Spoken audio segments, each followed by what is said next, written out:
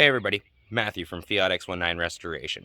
Today we're going to talk to the old man. We're going to find out his history with the X19s. We're going to find out more about our plans with all the ones that we have saved from the crusher.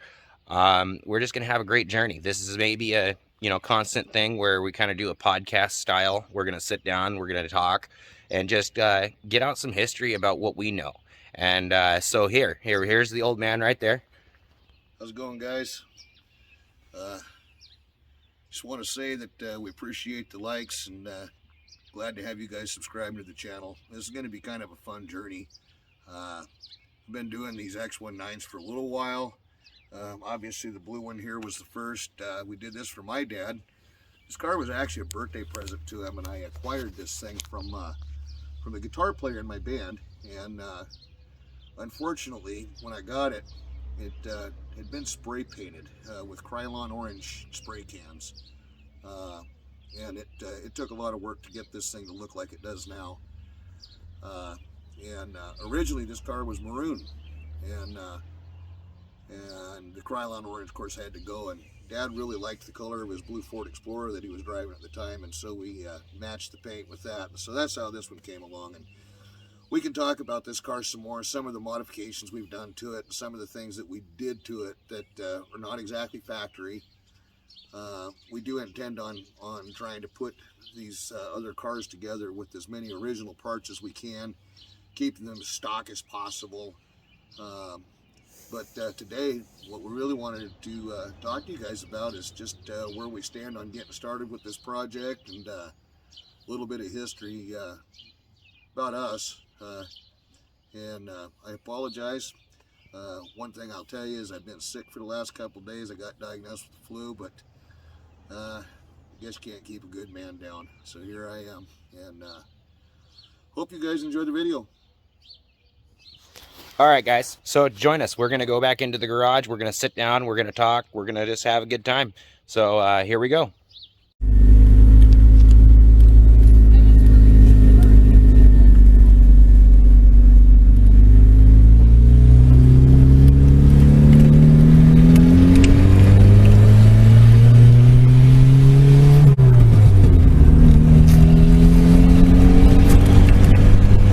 So here we are in the shop, guys.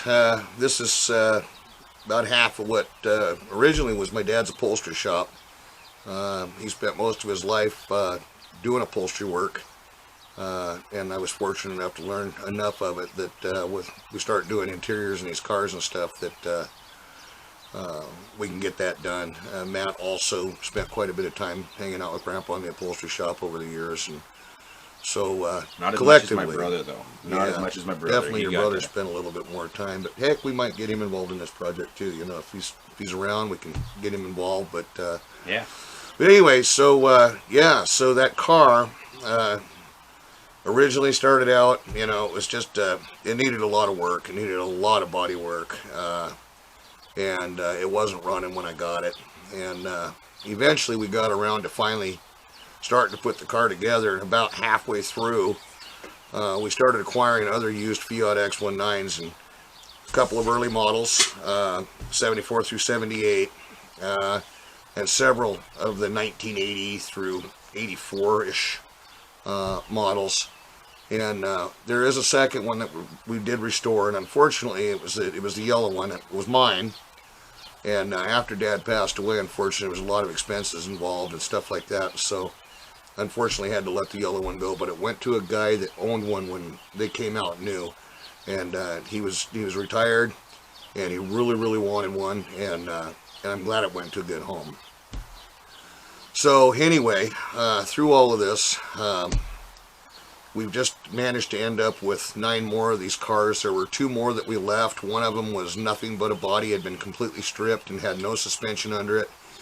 And the other one, somebody had cut the front half of it off and welded a trike frame on the front of it. And they were going to make an actual trike with the original engine, mid-engine in it. And we didn't grab it because I'm not interested in something that's going to go out and get me killed more than anything. But this just looked like a colossal pain in the butt. Yeah, that thing just looked. Yeah, it looked rough. That was. So anyway, formal introduction. My name is Warren Hendricks. We live in north central Washington, right on the Columbia River. And I've done a lot of things in life. Everything from, well, I was an EMT for 10 years as a volunteer and worked full-time as an advanced EMT for 7 years, and I'm currently waiting to go back to paramedic school and finish that up. I also started working on cars when I was about 13 years old. I ended up with my first car about that time. It was a 64 Pontiac Le Mans. Still kind of wish I had the car. And I'm also still own, to this day, a 1965 Plymouth that was a City of Wenatchee, Washington police car, one of two, that has been mostly restored. I do need to put new rear floorboards in it and do the interior, but it runs and it drives, and I'll never get rid of that car. It's a good old car, but my real love is these Fiats, and I pretty well know these things inside and out, and there's a few things that I can tell you about them. One is that you gotta love them, and you have to not mind working on them, because they did a great job with the design, the concept. The actual drivetrain is really pretty darn good, but they were pretty cheap on a lot of things. And one of the things is a big problem on these cars is electrical systems. And just so happens to be that's one of the things I specialized in for a number of years. And I did go through an auto tech program I started when I was 17 at the local college and went through a 2-year program there. And basically, you know, this is where we're at. I got a phone call from a friend who also kind of got the X19 bug while my dad and I were restoring the first two. And he ended up with a bunch of these things. He actually still has 4 of them, I think, that are in the driveway that are still drivable that he uses. But these were sitting on a piece of property where he was bringing a car crusher in to start cleaning it up. Had a bunch of transients and, you know, people just kind of camping on his property. He decided he wanted to get it cleaned up and start chasing some of these people off. So he's got a car crusher coming in to start crushing a bunch of junk around there. The good news is we got the 9 that we wanted out, and they're secured. There are about 3 of them that are a basket case that probably not going to be able to restore. I mean, I think we can pull panels. Maybe a few panels, the doors and whatnot, but for the most part, these cars are just they're severely rusted out. And unfortunately, the Italians, when they built these cars, used a lot of cheap Russian steel, and they have a real problem rusting out around the windshield cowls and whatnot. And without a lot of work, it's pretty hard to bring one back from that state. Fortunately, we've got about 6 of these things that are completely rust-free, and the bodies are relatively straight. The black one that we brought home that was in the last video that we got running within about 10 minutes has a relatively straight body. Unfortunately, somebody has rattle-canned it with black primer, and, you know, anybody that knows anything about body work and paint knows that that's got to go. I mean, it's just, there's just nothing there we can do with it. Yeah, that's going to be a project. I mean, let's get it running. We're planning on getting it running, and then we'll start tinkering with it. So pulling off panels that do actually get removed off of it, and then, you know, well, we're thinking about trying to figure out like a paint booth to build up and put right here in the driveway, just for temporary, for, you know, primer.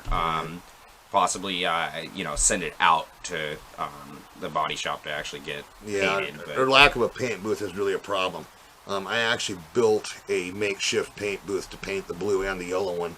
Yeah. And I'm familiar enough with painting as one of the things I did for a number of years is I sold, service, and installed frost control wind machines in the area. And we did a lot of manufacturing. I did a lot of painting, whatnot. And so I did actually paint the blue one myself with an HVLP gun and a 2-stage polyurethane paint. And I could do them again, but environmentally, it's just not smart. I do believe Brandon said he has a buddy that's going to be having a paint booth, so maybe it's something we can talk to them about. There's something that can happen here with that. Primarily, what we're doing, we're starting kind of off with the black car. What I can tell you about it so far is it runs. It will go into all 5 gears. I kind of had to force them because the clutch needs to be bled. All the fluids are clear. All the fluids look good. The brakes were all free, a little rusty. electrical system has some major problems. Somebody had stolen all the fuses out of the fuse box, and unfortunately this one's not labeled, so I just stuck a bunch of fuses in just to kind of see what worked and what doesn't. There's obviously some ground issues. The windows, electric windows, roll up and down real slow. Some of the gauges on the dash are not functioning properly, so there's definitely some wiring issues in there, which I thoroughly expected. Yeah. But anyway. But all around, I mean, it started up and it ran good. I mean, it's honestly, I think right now with with an oil change and some fresh fuel and get rid of that old fuel, and throw a set of wheels and tires on it, get the clutch bled, and make sure the brakes are working. Honestly, I think this car would drive as is. Yeah. But that's not exactly what we're trying to do. I mean, we're not trying to get one on the road to drive immediately. So. Yeah, we want to take this thing apart, and I want to get this thing cleaned up because pretty much I think Matt's gonna be the owner of the black one. We'll get our friend Brandon in here on one of these videos here pretty soon. He helped through every stage of getting these cars moved. Yeah, and we appreciate that.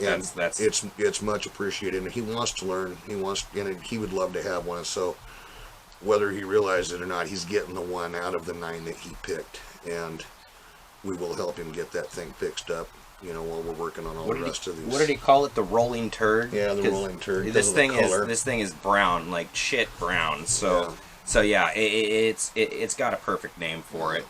But yeah, no, I mean, we're all putting work into this. We're all going to be doing the hard work of pulling these things down. Now, the other thing I wanted to talk about was parts. I get people messaging constantly saying, hey, are you guys selling parts for these? Are you guys looking, to sell some stuff? Well, yeah. So here's my thoughts on that. Is literally, we haven't had a lot of time to assess the actual downright nitty-gritty condition of these cars yet. They're currently crammed into a parking space that would hold normally about one Cadillac.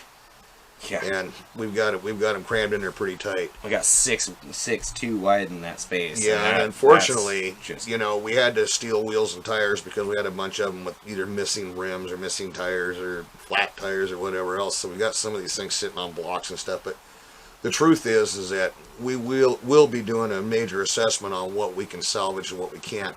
If there is any one good part on any of the cars that we decide that we're going to strip out, they will be saved, inventoried, sorted, organized, and there will be some kind of condition placed on, whether they're usable, good, great, perfect, whatever. Yeah. And our intentions are we will start taking requests for parts because we're just like everybody else that has one of these cars or wants to restore one. We want to make sure that these parts are out there for people, and hopefully, if people have questions, you guys want us to do a tutorial on any part of the restoration of any of these things, I mean, please put it in the comments, and we'll be glad to move into that stage, because right now we don't really have a dead set plan, but we're working on it. Yeah. One of the things that I will tell you as a disclaimer right now is that, and I apologize, sometimes things slip off the tip of my tongue, and I do have a tendency to say what I have to say, and there's not much filter, so if you're easily offended by my language, I apologize for that too. I'll try not to get excessive with it, but yeah, I mean, that happens. We do. I mean, we have a sailor's mouth. I mean, yeah. We do. And, I grew up with a sailor, for God's sake. So, exactly. Exactly. So, I mean, it's shop talk. So, I mean, probably not best to watch around the kids. I know Jace is really wanting to be involved with this, and my kid's the type of, he says, well, Dad, you're swearing. It's like, oh, dude, I'm sorry. So I mean, my kid calls me. We'll try to keep it to a minimum. Yeah, I mean, we're trying to keep it kid friendly, but also we are set at an 18 plus videos. Yeah. I'm not trying to be on anything below that. So there's another possibility, and there's a possibility that you might see an occasional beer that identifies mainly as a soda. So no worries there. Oh yeah, for sure. This is a fake sleeve over my Coke. Yeah, so. Yeah. Anyway. Yeah, but no, like I said, I mean, I'm excited. I mean, I couldn't believe how that thing started. It was that's great, and I'm excited. I'm gonna get out here. I'm gonna get the tires put on it.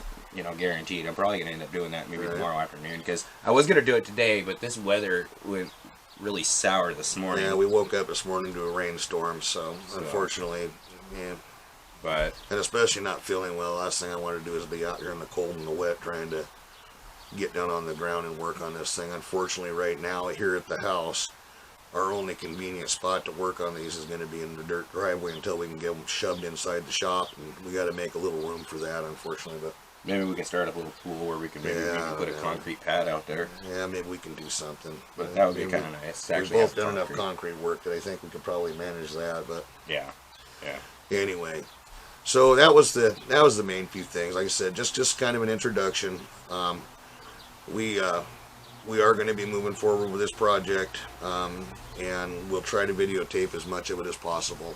Yeah, sometimes I'm trying to get used to this. I didn't grab my camera for a few major moments. We included, it was changing out a door latch on these cars, and that kind of sucked. Yeah, we Matt missed broke that. Matt broke the door latch on the blue Fiat. I told you I'm we gonna had stop change it. driving Grandpa's Fiat, because He broke it. It's his fault. Yeah, it's not old. One of the other things that you might commonly hear me being referred to as Putz or the old man. Or the old man, yep. And I call him a lot worse, so don't worry. But no offense taken by whatever. I answer to just about anything. I'm the kind of guy in the room that somebody yells asshole, I'm the first one to turn around and Be like, huh, me? yeah, what do you need? But anyway, hopefully we haven't spent too much time boring you. If you guys got any questions or whatever, be glad to answer. You just throw them in the comments. Yeah. And make sure you like and subscribe to the channel if you want to keep up to date with what we're doing. The link will be in the description for the Instagram. I threw up a small video on TikTok to kind of advertise, so we're on there. We're on Twitter. That's not really gaining much of a following. I'm mainly focused on Instagram and YouTube currently. I think we hit 31 subscribers before we started this video, so thank you for the subscribes. We're looking forward to this. Friday, I'm going to pick up a couple of demos for the t-shirts, so we're going to have merch here soon, all the logos, we'll be all that working stuff. on that a little bit. And just know ahead of time that anything that we do, whether it's the sale of parts or of any merchandise that we have, that money is going 100% into getting these cars put back together. So just know that, we're not trying to make a bunch of money off doing these videos or anything else. Anything that we do will go towards getting these cars back on the road, and there's a good chance that when we're done with these things that we hopefully end up with 3 or 4 of them that we can put into a good home that people that'll appreciate them and that will drive them and take care of them the way they're meant to be taken care of. And hey, and bonus, see, then you have the whole documentary to watch while, in case they mess up or something. Yay, we've seen this guy do that. He's got the whole thing right there. It's a walking car manual. Right, absolutely. And I plan on having a full playlist of just pure tutorials. So, I mean, we kind of did how to hotwire these things. So yeah, which I hope that doesn't get us in trouble with any of the X19 guys. But hopefully you guys are keeping your doors locked or keeping it in a garage or something. I didn't really mean it to put out there for thieves. It was more of a instruction in case somebody gets one of these things, doesn't have a key, doesn't have ignition. So I don't by any means encourage any illegal activity. So, oh, absolutely not. I mean, it was just there for the simple purpose. If you guys end up with one that doesn't have a key or an ignition switch or whatever, there are ways to get it running until you can get a new ignition switch and put it on there. So think about it. I mean, think about how hard it's going to be to hotwire that and then put the steering column back up on it. I mean, that's going to be some time. It's not going to be. There's ways quick. around that, but But I mean, but still. Like I said. So anyway, like I said, thanks for watching, guys, and thanks for paying attention to us, and we'll keep this project going, and hopefully we'll get some pretty interesting video coming here pretty soon, where we're actually under the trunk and maybe grabbing that putting first these one cars together, and like I said, we'll get some parts list going here pretty soon, and you guys have got requests. Just know that we are taking notes on who's requesting what, and when we get down to that point, we will get a hold of you guys and let you know what we got, and we'll get that stuff shipped out to you. So. Now, do please, if you guys are sending part requests, I'm asking if you'll add your email in, because we're going to actually set a actual email up for the parts alone. It's going to be its own separate email, so that way it's separate from the channel, so that way we can handle that part. We will get our own personal email going for this restoration channel. Yes. Where you can put those part requests in, and we'll get that posted as soon as we get that up and running. So yeah, work with us. It's a work in progress. Yeah, that's the main thing. Is once we delve into these cars, you guys are going to get a lot of interesting video, and hopefully, it's stuff that's not going to bore you guys, but actually, encourages you to do what you need to do to yours, or maybe get a hold of one of these things. So yep. Right on, man. Anything else dude. you got to say? Oh man, let's just keep these X19s alive. Absolutely. All right, thank you guys. Thanks, guys. We'll see you next time.